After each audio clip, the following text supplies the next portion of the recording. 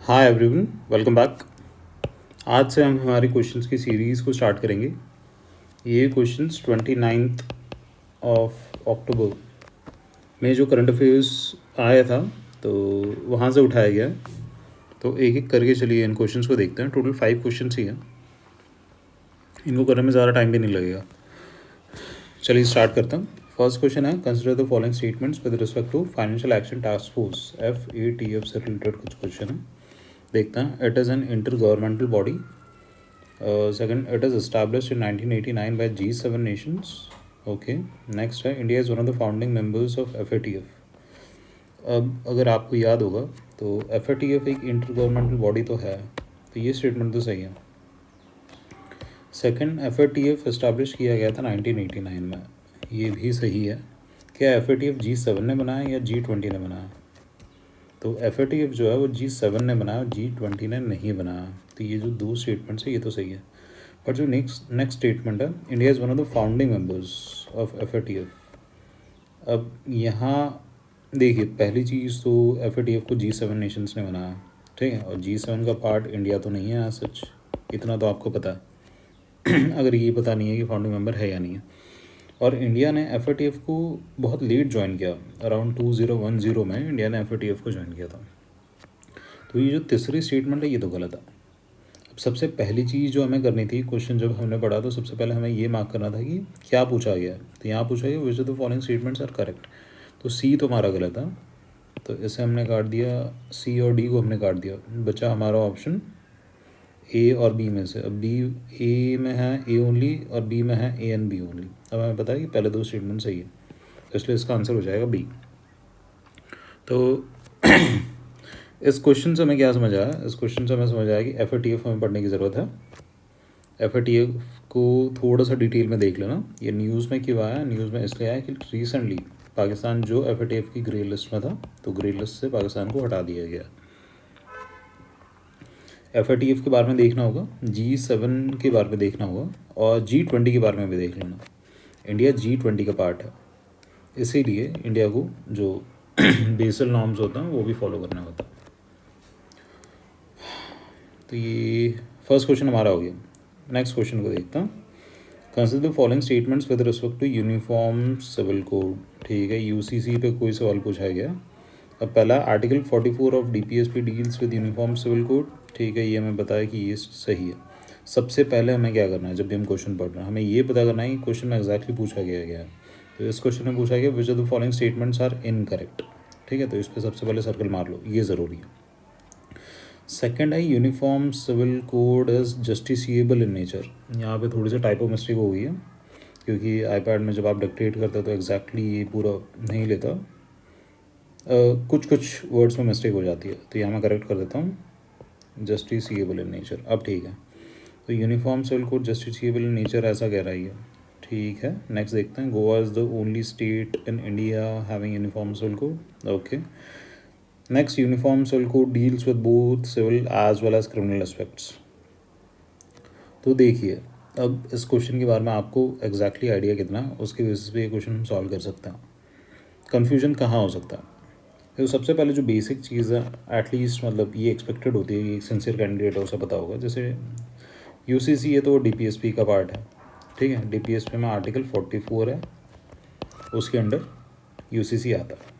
अब DPSP as such क्या है, नॉन जस्टिसिएबल इन नेचर है। ठीक है, तो UCC भी नॉन जस्टिसिएबल इन नेचर होगा। तो आपका जो बी वाला स्टेटमेंट है ये तो कट गया। ठीक है, मतलब कट गया इन द सेंस बी वाला गलत है। इस क्वेश्चन में हमें ये पता करना है ना कि कौन सा गलत है। पहला जो आर्टिकल 44 डील्स विद DPSP, ये तो हमारा सही है। ठीक है, तो जिसमें ए आ रहा है वो हम काट देंगे। तो सबसे पहले हमने डी काट दिया। आगे, Goa is the only state having UCC। सही बात है, as of now UCC is only in Goa. तो सी वाला भी सही है, तो सी जिसमें आ रहा है ये भी हम काट देंगे। ठीक है, तो हमारे पास बी बच गया, बी और डी बच गया। अब uniform civil code deals with both civil as well as criminal aspects.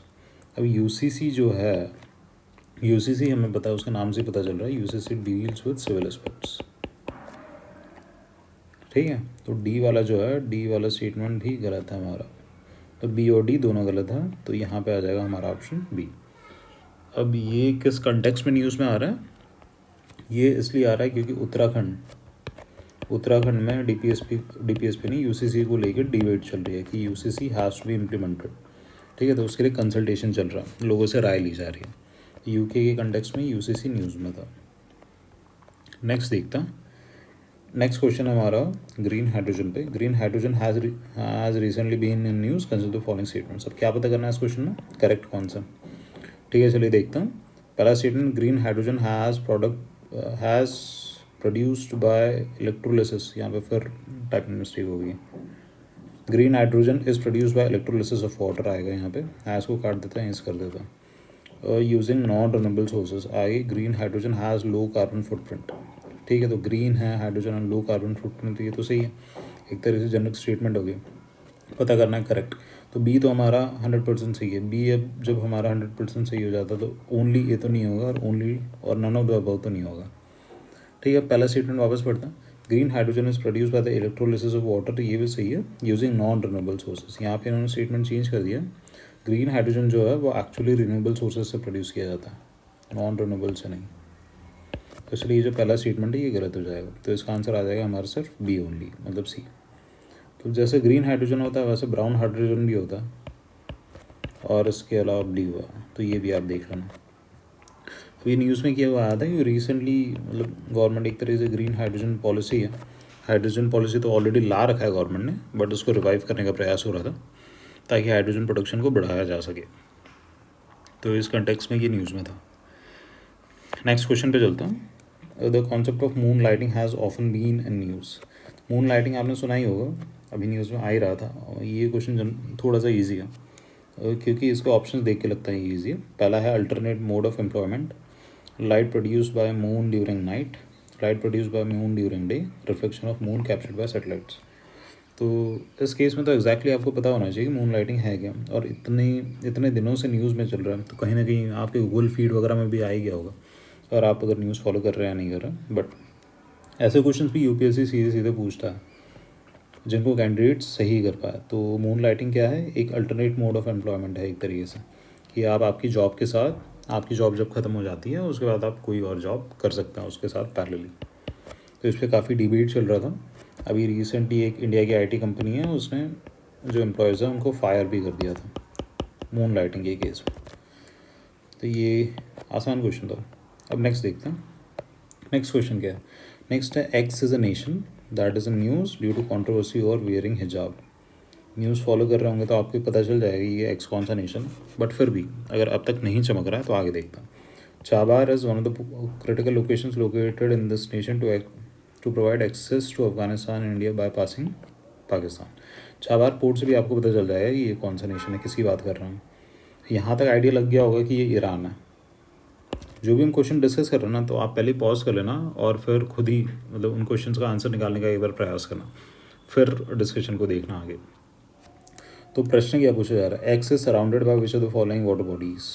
ठीक है, तो इसके लिए आपको एग्जैक्टली ईरान की लोकेशन पता होनी चाहिए, ईरान कहाँ कहाँ खुलता है ये पता होना चाहिए, थोड़ा सा आइडिया होना चाहिए।